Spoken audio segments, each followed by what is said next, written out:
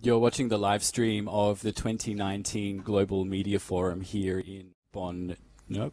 Okay, there we are. You're watching the live stream of the 2019 Global Media Forum here in Bonn, Germany. The Global Media Forum is brought to you by DW, Deutsche Welle, Germany's international public broadcaster, and I'm joined by the Director General of Deutsche Welle, Peter Limbourg. Welcome, Mr. Limbourg. Hi. Now, you've put on this Global Media Forum over the past 2 days here in Bonn. Could you explain to us why is the Global Media Forum important to Deutsche Welle? Well, first of all, we meet all our partners here, or most of them, because Deutsche Welle is broadcasting around the globe, but we're not broadcasting alone, we're broadcasting with partners. So they redistribute our programs in parts or in the whole. And so we are quite dependent on them, and it's great to meet them here and speak with them. And besides this, we also have a great opportunity to exchange even with more people and to discuss all these topics which we have here. This big topic, shifting powers, I think is something which is concerning or addressing everybody in the media world around the globe.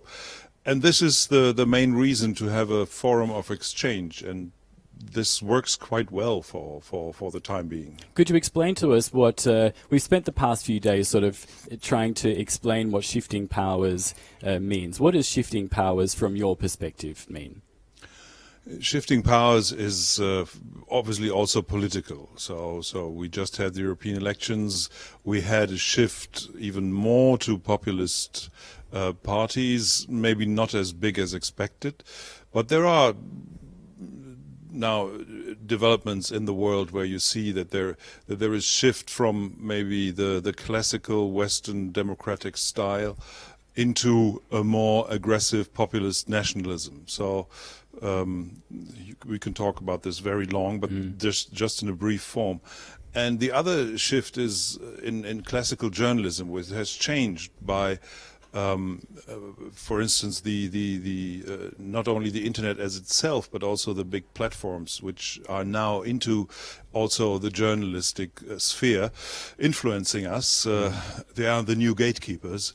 They dictate us journalists the algorithms. We have to live with it. We can talk with them, but they now have the power. And so the question is, do they have too much power, or do we have to work better on our products? And the other shifting thing is also that we recognize that the classical journalists have to acknowledge that the influence comes not only from them, it comes also from successful YouTubers, from other people who are now in the internet, and we have to live with this and have to discuss it and how we address it. Well, the digital revolution certainly has opened up the media marketplace to much smaller players. Is this something, I guess, shifting powers sometimes we can approach maybe with concern, but is it something that can also be welcomed and embraced?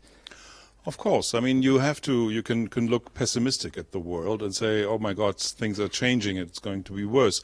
But I personally think it gives us a lot of chances. And for instance, it opens up the possibilities of spreading freedom of speech, and I think this is something which is very helpful, and to bring in new perspectives, which is always helpful. Now, yesterday, speaking of freedom of speech, we had a very deserving winner of Deutsche Welle's Freedom of Speech Award, Annabel Hernandez, who's worked tirelessly to expose corruption in Mexico.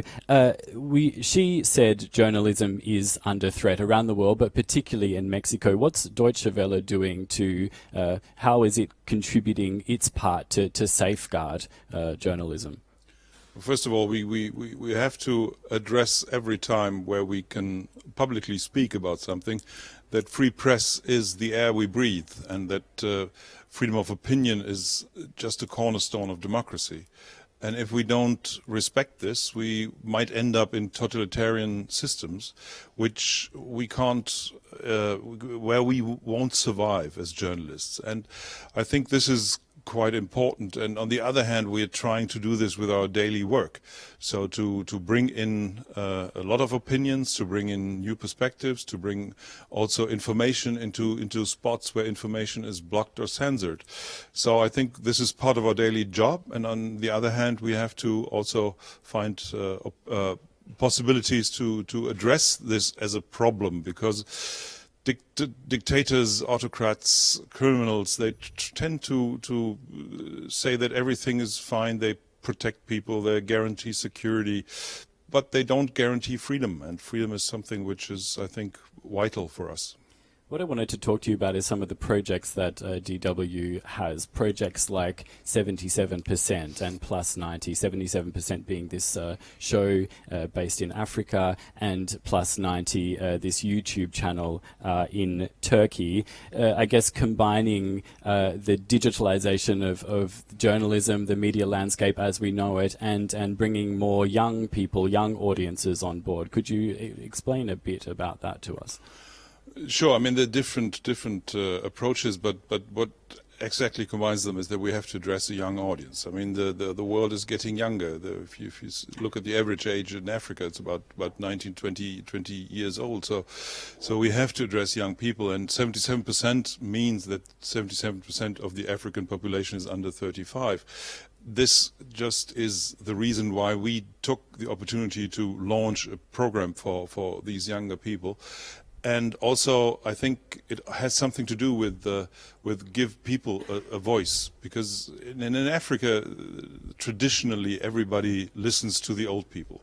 If you look at who is governing Africa, it's a very old elite. And I think the continent is so young that we have to also find opportunities for these young Africans to express themselves and to get a platform where they can exchange the ideas. Plus 90 is probably a bit more specific because it's in Turkey, and it's a YouTube channel which is now, we just launched about a month ago. We launched it together with the BBC, the Voice of America, and France Médias Monde.